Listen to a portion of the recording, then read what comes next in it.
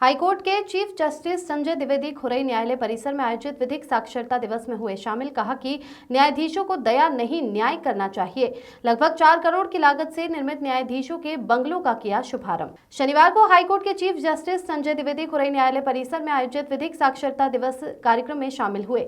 इस अवसर पर सागर के जिला मजिस्ट्रेट डीएम शर्मा के साथ सागर खुरई और बीना के न्यायाधीशों के साथ खुरई बार एसोसिएशन के अध्यक्ष केएम चौबे भी शामिल हुए। इस अवसर पर मुख्य न्यायाधीश संजय द्विवेदी ने कहा कि साक्षरता शिविरों का उद्देश्य कमजोर व कम समझदार लोगों को निःशुल्क व सुलभ तरीके से न्याय दिलाना होता है। उन्होंने कहा कि न्यायाधीशों को दया न दिखाते हुए केवल न्याय करना चाहिए। इसके अलावा उन्होंने न्यायपालिकाओं में बाबुओं की फाइलों के ऊपर नीचे करने से लेकर वकीलों द्वारा फालतू और झूठे मामलों में न्यायालय का समय खराब करने की बात कही।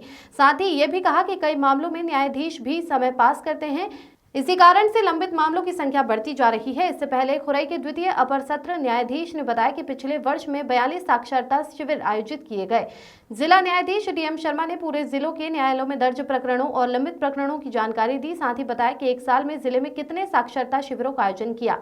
अधिवक्ता संघ के अध्यक्ष केएम चौबे ने एक मांग पत्र सौंपकर खुरई न्यायालय की कुछ मांगों को भी रखा। इस अवसर पर 2 दिव्यांगों को ट्राईसाइकिल भी मुख्य अतिथि ने प्रदान की। इसके बाद जेल रोड स्थित नवनिर्मित न्यायाधीशों के 3 करोड़ 93 लाख लागत के 4 बंगलों को लोकार्पण किया।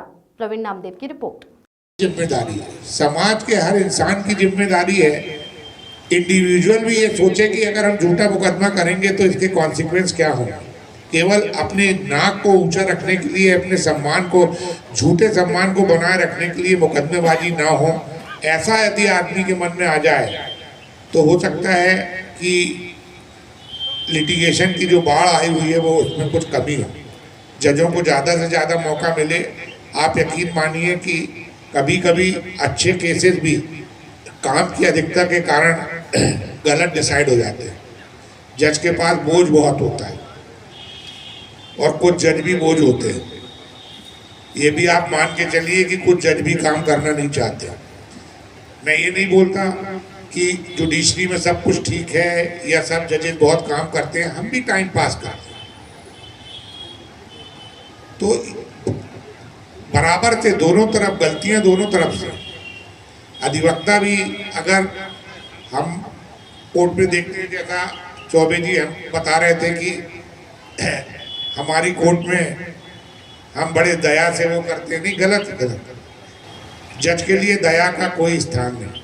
हाँ, हम अन्याय नहीं करते, हम नेगेटिव एटीट्यूड से नहीं करते,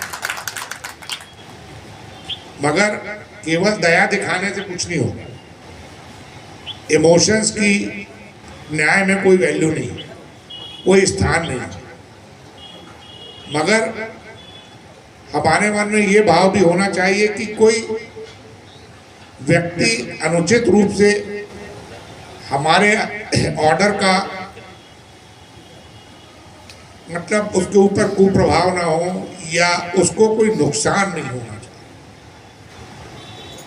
किसी के साथ अन्याय नहीं होना चाहिए। ये मेन भाव रहता है। तो नेगेटिव एटीट्यूड से ना बैठे, मुकदमा कुछ भी हो, अगर कानून की दृष्टि से तथ्यों के आधार पर ऐसा लगता है कि इस व्यक्ति को न्याय मिलना चाहिए तो मिलना चाहिए, उसको अधिकार है। वकील साहब नीचे गए, उन्होंने कह रहे तिवारी जी ये वाला मुकदमा जरा बढ़ा दो 1 महीने के लिए। तो बाबू ने देखा तिवारी जी को, थोड़ा सा मुस्की मारी, तिवारी जी ने धीरे धीरे 50 का नोट दिया, बाबू ने केस बढ़ा दिया। जब दूसरा लिटिगेंट आया, वकील साहब आया, उन्होंने कहा साहब ने बढ़ा दिया 1 महीने के लिए, आज टाइम नहीं है, बहुत व्यस्त है आज, और मुकदमा चालू चल रहा है।